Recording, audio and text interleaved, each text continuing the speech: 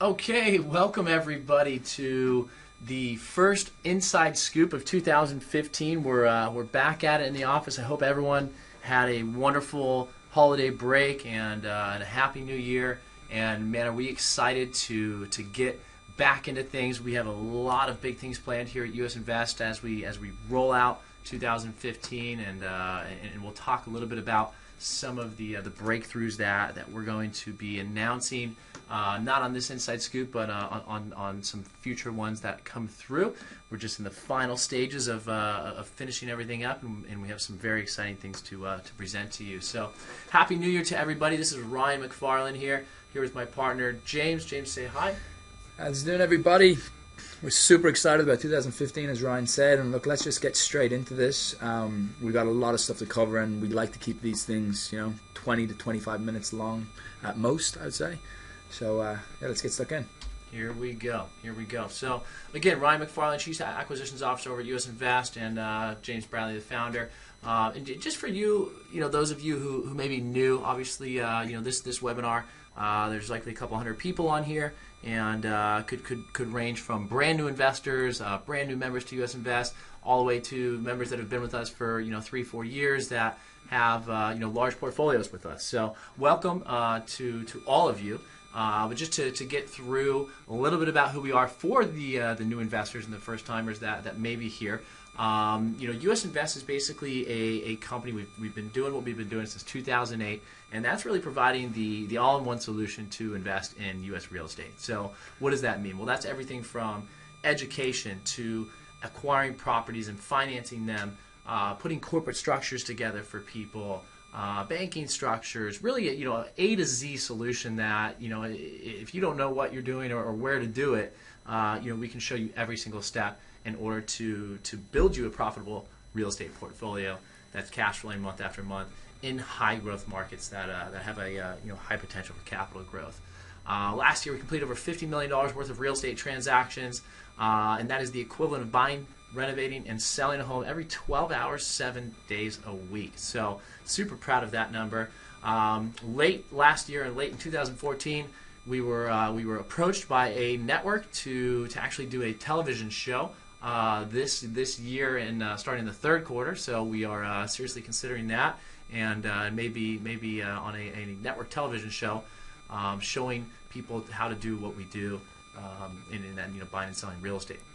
Yeah, and on top of that, I mean, we're now being seen as one of the go-to companies in the industry to go and speak at events, speak on stage. The IMN conference, which is arguably the largest conference in the real estate industry in America, Ryan was up there as a moderator speaking on a lot of panels. So it's just, we're now slowly but surely over the last 5 or 6 years really starting to get recognized in the industry for what we've been doing and the volume that we've been doing and the quality of the workmanship. So we are super proud. We're actually launching a private equity fund in February. That's going to be an exclusive thing to US Invest members. We're going to allow them to basically purchase into a hedge fund where we're buying the property. So instead of owning your own property, you're now going to be able to put money into a fund that will then buy property on a much larger scale than you could ever get involved in on your own dime.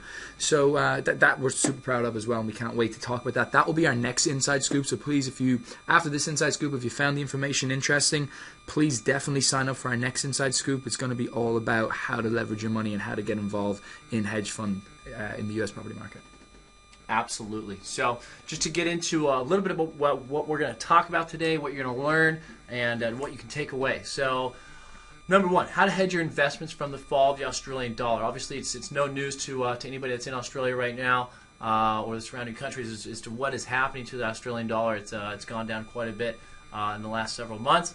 But we're going to talk about further how to get a potential 20% gain on your money in a short space of time. And why Memphis, Tennessee presents one of the most viable markets today. So obviously Memphis has been in our wheelhouse for quite a while. We're seeing lots of big stuff happening in Memphis. So we just wanted to get back into it and really show you guys exactly why we're so excited about Memphis.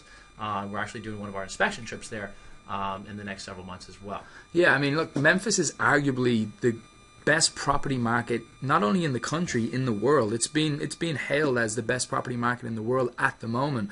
And just, I want to apologize if my voice is coming across hard to hear. I've had a little bit of a flu the last few days, so it's a little bit croaky, but please, bear with us. But look, industry leaders like Nike, FedEx, IKEA, they're all flocking to the Memphis area. There's reasons why. We're going to get to it in this webinar, so it's super exciting why this is all happening, and you're going to fully understand it. I mean, obviously it is a major transportation hub, which means rental security for your investments in the future. And then we're going to go over some hand-picked cash flow and properties for as little as $74,000. So we're going to show you a bunch of stuff, so please stay tuned all the way to the end. It's exciting. So let's just talk about the death of the Australian dollar, because this is something that I've been talking about on webinars and different types of educational pieces that I've been putting forward for the last 2 years about what I believe was going to happen. I've lived in Australia for over 11 years. I'm very, very familiar with that economy. I used to own a hedge fund in Australia. So here's basically what's going on. Obviously, it's fallen to a 5-year low. We know that. They're saying there's no bottom in sight. Obviously, there's a bottom in sight. Look, I've been looking at this currency for over 20 years, and I mean, it's not a big shock to think that it could potentially go back to 60 cents. I mean, it was only 2008 when it was at 62 cents. So it wasn't that long ago when Australian dollar was down there. And the average 10-year trend for the Australian versus the US dollar sits at about 76 cents anyway. So it's been way above that for the last few years. And that's purely been, in my opinion, because, of course, we've had the mining boom in Australia. China's been buying up a lot of iron ore. We've already talked about this. America got crushed through to the subprime crisis. So America got crushed. Australia didn't get crushed. It got held up by China's boom, and that just really created, and that's not the only reason, of course. There's a lot more reasons to it from an economic standpoint, but just to keep this in layman's terms, China's pretty much having a bit of a bubble burst at the moment. That's affecting the mining sector for Australia. It's not the only reason what's affecting the dollar, so we will get into why we believe it's going to go down. Look, people like Deutsche Bank, who are basically the Bank of Germany, they say it's going to drop to 66 cents. Now, we also can look at guys like, the governor of the Reserve Bank of Australia saying it's going to fall very, very soon to 75 cents. And just the government in general wants the Australian dollar lower. If your main source of income as a business is exporting, you're going to want to make sure that you can export at a good price to other countries. And if the Australian dollar is high, it really makes that difficult. People don't want to buy beef from Australia when the price is so high and they can buy it cheaper from somewhere else. So it makes sense for the Australian dollar to be lower from an economic standpoint for the country. And as the Fed starts to wind up, it's going to start strengthening the US dollar. Come mid-2015, we see the US dollar getting extremely strong, and we certainly see the Australian dollar dropping to around the 65, 67 cent mark. That's what US Invest sees. Deutsche Bank agrees with it. And look, if it's in the 80s right now, there's a very strong chance to in a 6 to 9 month period make 15 to 20% on your money just on the currency transaction. Now look, this isn't massively speculative. It's not just us that thinks this way. It's the government of Australia is trying to make it happen. The largest currency trader in the world, which is Deutsche Bank. I'm talking about a company or a bank that trades $890 billion a day. They are the largest currency trader on the planet, and they're doing close to $1 trillion a day in trades, and they say it's going to happen. And look, if they say it, they pretty much control the currency markets, them and Citibank. So that's just my thoughts on that. So, with the Australian dollar on the verge of a collapse, it's really a prime opportunity. And I saw the crash here in the United States. So I was in the real estate market. I was actually in the mortgage market during the time that the market crashed here. And prior to the crash, it was super exciting. I mean, everyone was buying up property left and right. There's people buying property, domestic buyers. There's international buyers coming in, and all these buyers were coming in, and they were speculative buyers. They were coming in and saying, I don't care how much this property rents for because I know it's going to appreciate. And I read an article the other day about Australian investors, and they interviewed a bunch of Australian investors, and that's what they were saying. That was the overall prognosis, is that nobody cares in Australia how much these things cash flow because they're banking on the appreciation. They said my property's appreciated over $200,000 in the last 2 years. And I'm happy with that, and it's going to continue going up and continue going up. Well, all bubbles burst, and that was the attitude in the United States right before the market crashed and right before everyone lost everything. Not everyone lost everything, but a good majority of people lost a lot, and that was the attitude, and I can see it as clear as day right now because it's something that's repeating. When all the investors are buying for speculation only and banking on appreciation, and the investment can't stand on its own 2 feet, that's not an investment. If you have to put money into a property every single month to have it float itself, that's not the best investment that we see. Our idea on a good investment is an investment that can stand on its own 2 feet and cash flow and provide a return on your capital, plus have high potential for capital growth. It's not sitting at the top of a bubble; it's sitting on the way up from a bubble. So that's kind of the difference between the Australian market and the U.S. market. So. And look, that's the way an investment's supposed to be in real estate. We get into real estate for a couple of reasons. Number one, it's bricks and mortar, and it is safe, and it's always gone forward over time.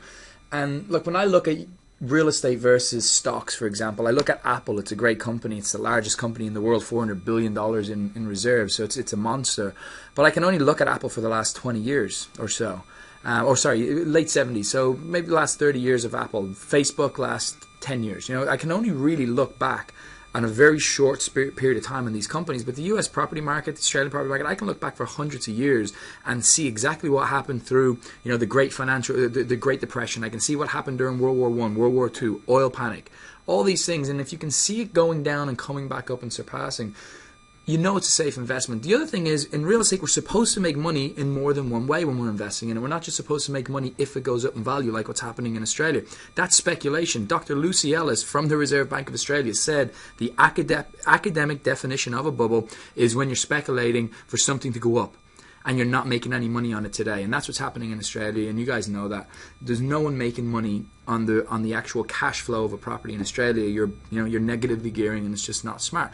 So if the Australian market does crash, then you're not only you're not making money on the capital appreciation, you're definitely not making it on the cash flow, you're actually going to lose money. So right now, with the dollar where it's at, and it's about to fall, and it's pretty damn certain that it's going to fall, you have a huge opportunity to have this basically the whole hindsight theory. Imagine having a time machine and going back 6 weeks before the dollar crashed in 2008 when it was at 99 cents. And then it crashed, in the space of 5 or 6 weeks, it crashed down to 62 cents. Imagine having that time machine and going back and being able to move your money over. Would you have done it? The answer is, of course you would. If you could move your money over here at 80 cents or 90 cents, knowing that it was going to go down to 60 cents, of course you would do it. Well, in my opinion, you genuinely have this opportunity now, in my opinion, because I've researched this. I've been involved in the currency markets for nearly 15 years. And I've never seen anything pointing so certain to the Australian dollar going down. Plus, the US property market is about to roar up. So you're actually going to move your money over at the right time. You're going to catch a wave as one of the best waves, in my opinion, in history, because the US property markets never crashed as low as it did. Places like Memphis have great cash flow. We're going to show you some properties in a minute if you want to flip through some of these slides, Ron. But we're going to show you some properties in a minute that's going to show you like 16% net returns on your money. That's after all is said and done. So we'll get to that. Let's go through these slides because I think we're getting ahead of ourselves. Why the US? Why now? As I said, prices are as low as they were back in the 1980s in some markets. 40 to 60% cheaper than it costs to build them. You guys have heard us talk about this before, but that's insane. You can actually buy a property today. If your long lost wealthy uncle left you in his will a block of land and you went to build a home, I can sell you a home fully renovated, basically brand new with a tenant in place, 40 to 60% cheaper than what it would cost you to build on that block of land that was given to you for free. So that's what it's just mind-blowing. It's cheaper to buy these homes renovated than it is to actually go and build a brand new one. You're getting 6 houses for the price of one, in comparable to places like Sydney, which is phenomenal when you look at places like Memphis that are older, more stable than places like Sydney, and you can get 6 properties for the price of one. Obviously, high yields versus your investment. Interest rates here at an all-time low. And of course, it's got an advantageous investment structure that we'll talk about later. So let's just look at Memphis real quick. I love this market. One of the things I love about Memphis, and it doesn't say it on this slide, but it probably will in the next one, is that when I look at an investment, I want to know what's the vacancy rates, right? What type of schools. There's a few criteria that I look at, and one of them is what's the rental culture. If I look at Minnesota, in America, 27% of people in Minnesota rent. That means 73% are owner-occupiers. So that culture is not really a very rental-friendly culture. But in Memphis, 52% rent. More people rent in Memphis than actually own.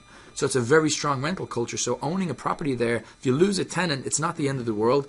1 in 2 people rent. So it's very easy to get another tenant.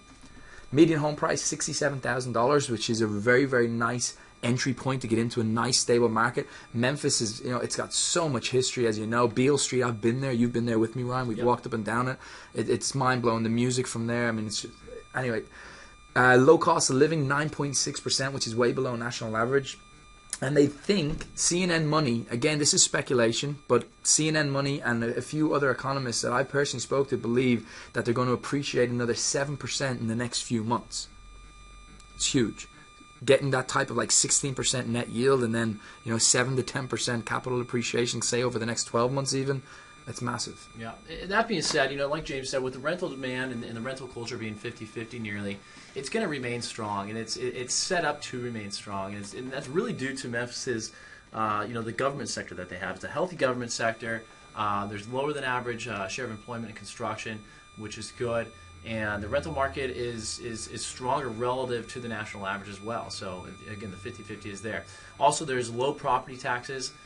Given that the political climate in the region is they're anti-tax. They're really strongly anti-tax. So the properties that you're going to buy there with low taxes, that's going to end up being a larger net return for you, because that's just one of those fixed expenses that is going to occur every year. So when it's low and when it's going to stay low, that's what you're looking for return on investments for these properties. In addition to that, the Memphis metropolitan area, it's 8 counties, 1.3 million inhabitants. It's the second largest metropolitan area in Tennessee. Okay, so Memphis is the second largest, and the infrastructure that's there. Again, Beale Street, like you said, is huge. A lot of tourists go through there, but there's also a lot of infrastructure and a lot of economy as well, and that's why 15 cargo airlines run their operations through Memphis. It's the distribution hub of the United States of America. So the airport is there. Plus, you have the Mississippi River that runs through there. So everything is getting runs through Memphis. Yeah, and just on that, before I get into talking about the bioscience side of it, on the distribution side of it, that's what excites me the most about Memphis. It's why I started investing in Memphis about 3 years ago. Because look, when I look at the internet isn't going away. I think we all can agree on that. It's going to be here forever. People are slowly but surely getting more and more, willing to use a credit card online, and as that happens, especially in America, it's becoming a billion-dollar industry and growing and growing and growing. That means that we're looking to ship products to people's homes a lot more than them buying it from a store. And with Memphis being a distribution hub, people like companies like Nike, FedEx for one, they're all opening these huge distribution hubs, and that's allowing them to access a lot of America. It's creating massive amounts of jobs. That excites me, knowing that there's big companies, Fortune 500 companies, Fortune 100 companies opening their distribution hubs out of Memphis means that there's going to be employment in this area for a very long time, because I know that online shopping is going to be around for a very long time. It's the next wave, in my opinion, of what's going to happen in the retail sector. On top of that, you got bioscience. In my opinion, this is never going away. Medical, I always look for education, medical, technology, and energy. They're the 4 key components I look for in a market. Now, when I look at the medical side of Memphis, for one, if you look down this list and you see St. Jude's Children's Research Hospital, this is one of the largest institutions in America, and it's completely funded by the public. St. Jude's, if you're not familiar with St. Jude's, please research them, and if you're ever going to give to any charity in the world, in my opinion, this is the best one. They basically allow families to come in with kids that are suffering or dying from cancer and never charge them a single cent if they can't afford it. They fly them in, they put them up in accommodation, they pay for all their meals. Their ethos is, if your child's dying of cancer, you shouldn't have to worry about bills, you should be focusing on your child. And people that go there never have to put their hand in their pocket if they don't have insurance. And in America, I know that might sound not that huge for an Australian, because medical, it doesn't cost over there, but here it costs money. And if you don't have insurance, you're not getting treated, you're left on the street. And these guys, it's massive. Not only that, I mean, if you look down the list, you'll see all the different types of bioscience companies that are operating out of Memphis. And we always look for that. People are always going to, unfortunately, get sick, so we want to make sure that we're in a place with strong medical, strong education, strong technology, strong distribution, and energy. And Memphis does tick nearly all those boxes. Right. So, as we were mentioning before, distribution hubs that are coming to Memphis. So, IKEA, which is one of the largest furniture retailers here in the U.S. And worldwide, is opening up their mega store. So, it's going to be a mega store and distribution hub. That's planning to come in 2016. And that's going to be the first store in that area. Nike, the powerhouse. We've all heard of Nike. They are, going to have a distribution hub there. So their manufacturing center and distribution is going to be coming into Memphis. You have Bass Pro Shops, which is one of the largest, outdoor sporting good shops here for fishing, hunting, things like that. They're opening in this year, just in a few months, a large superstore which is going to have over 600 jobs that they're creating. That's a lot for Bass Pro Shops. You know, most of their retailers are probably don't even create half of that. So it's going to be a huge store that they're going to be putting in. Target is coming in with a $50 million distribution center, 900,000 square feet. It's huge. I mean, Massive. that's like 90,000 square meters. I mean, our office is what, 5,000 square feet, and we've got a pretty big office, 6,000 square feet. 90,000 square feet is a monster. Yeah, it's wild. So, but they're choosing Memphis because competitive costs. It's the availability of the workforce, real estate, local and state support, and accessibility to the rest of the United States. So, you know, operating out of Memphis, they're I think it's a, what is it, two hour flight from anywhere in the country. Yeah, 2 hours. You can 80% of American population can be reached within 2 hours from Memphis, which is it's very similar to Atlanta. Atlanta's another huge distribution hub, which we love for that too. And then you got FedEx. So one thing I love about FedEx, I mean, these guys are the biggest. They're the biggest. They're bigger than the Postal Service, right? So they're monsters. Every single package. If I'm in LA and I want to send a package to San Francisco, which is just, you know, an hour flight north, it routes through Memphis. Every package in America gets routed through Memphis. And then AutoZone are, you know, they're huge. I'm pretty sure they're in Australia, actually, from memory. So look, the U.S. Invest approach, as you guys know, all of our opportunities maintain a focus on quality and economic viability. We don't look for properties that are not going to give you an economic viability over the long term. We want to make sure that if you buy a property from us, it's not going to become a lemon. Right? We want to make sure that when you buy one, it's a successful investment that has the right demographics, that it's going to stand up to the test of time, and you're going to want to come back and reinvest with us. I mean, there's been so many people that have moved money over here from Australia, from New Zealand, from Singapore, from the UK over the last 3 or 4 or 5 years, have now not only made money on the currency transactions, but have made money year on year on year, and are always coming back and reinvesting, and that's something that we really are proud of. Many markets in America, as you would have seen, you know, they just don't stand up. So you have to make sure you know exactly where you're putting your money into, and that's something that we're here to help you with. Other than that, look, here's the types of things that we look for. As you know, we're always looking for the foreclosures, the short sales, undervalued properties. You don't necessarily have to be foreclosures, just at a good price.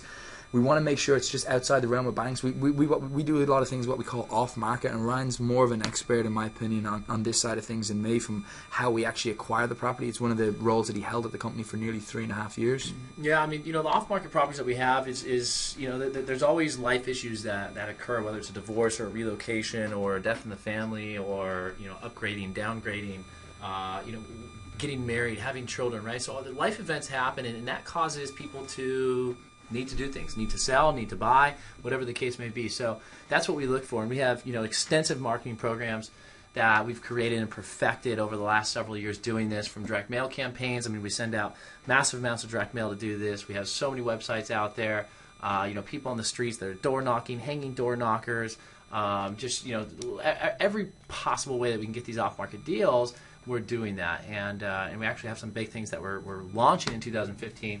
Our plan is to get 1,000 people in the markets across the 8 markets that we operate in.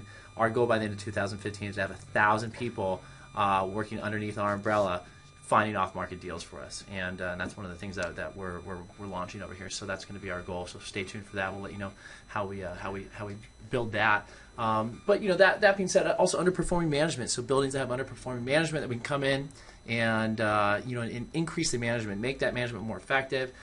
Find better tenants, get them to pay better, keep them there. You know, we look for that. So also great schools, low crime. You know, the better the schools, the better the tenant, the longer they're going to stay, the lower the turnover. So those are things that we look for as well. And then anything we can do capital improvements to increase the value of that asset. Those are going to be you know, part of our wheelhouse as well. So here's some potential properties that are available right now in Memphis. Go ahead, yeah, I just want to touch, when you look at these photos, remember Memphis is, again, a different culture than, say, Atlanta. Some of the properties that we have in Atlanta are a little bit more pretty looking, in my opinion. They're like the, you know, properties that look like they come off the set of the Desperate Housewives. But Memphis is a completely different market, completely different culture, and they don't have that type of look. They're more rancher-style homes, brick, one story. Not all of them, but a lot of them are. So these are your typical Memphis homes that people are more than happy to live in for the rest of their lives. So, and you see here, you know, $100,000, and you're getting yourself a 16.82% net yield when using our finance product. And our finance, by the way, we got a 99.9% approval rate. So pretty much if you can breathe and have a heartbeat, you're getting approved because it's actually the property that gets approved. It's an asset-based loan. So the bank likes the price of the property, it likes where the property is at, and they're willing to loan based on the strength of the property, provided that you put down at least 40% of the purchase price. Here we got a $74,000 home, 15.65% net yield with finance. Unbelievable. That's $47 a square foot, by the way. Yeah. So, to give you an idea, guys, to build a home in America, brand new, if I gave you the block of land for free, to build a home is on average $125 a square foot. On average, you can probably build it for $90 a square foot if you're using cheaper materials, but on average it's about $125 and it goes up to $175. So based on that, you can buy this home with the land fully renovated for $47 a square foot. This home right now, $47 a square foot, and you couldn't even build it for $90 with cheap materials if I gave you the land for free. That's what we're talking about here, guys. That's why this is so exciting. This is why you'll never see this opportunity again for the rest of your lives. To have an opportunity to move your money over here to America when the dollar's about to fall apart in Australia, which is a huge plus given that you might make 15 to 20% potentially from that, and buy a property for $47 a square foot when it will cost you $90 to $125 just to build the thing. Mind-blowing. Yeah. I mean, we have a lot of investors right now, guys, that, they've looked at the Australian economy and they said, okay, we've had a good run here. It's really been a good run. I mean, the last several years have been great. They've made a lot of money in equity, and it's there. It's sitting in equity, and equity is great, but equity is only good if you can get it out. And a lot of our investors have realized that, and they said, we're gonna sell while we still can, and we're gonna pull our money out. I know James has sold some of his assets and brought them over, but we have lots of investors that are now looking to do that. And they're looking to take existing investment properties that they've had, liquidate them while the market is still hot, move the money over, and ride the next wave. And that's really what we're talking about here is getting involved and being able to do that. Just some more properties that we have here that you can see for examples. Most of these are all under 100,000. There's a couple just peaking above 100,000 there.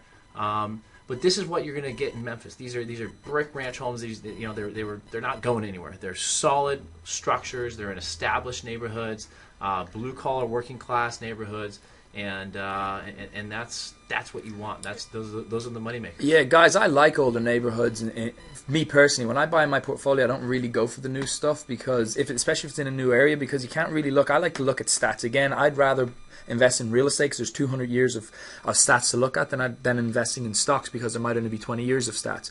So that's why I like, if a property's built in 1960 but it's a brick home and it's not going anywhere and it's just newly been renovated, I'd rather a 1960s home because I could see that market and see the trend of what the vacancy rates are really like in that market versus a brand new home. Not that there's anything wrong, and I still have brand new homes in my portfolio, but I prefer to put my money into something that I can actually look at the vacancy rates with a longer amount of years so I can really gauge what it's going to be like for the next 50 years. Exactly.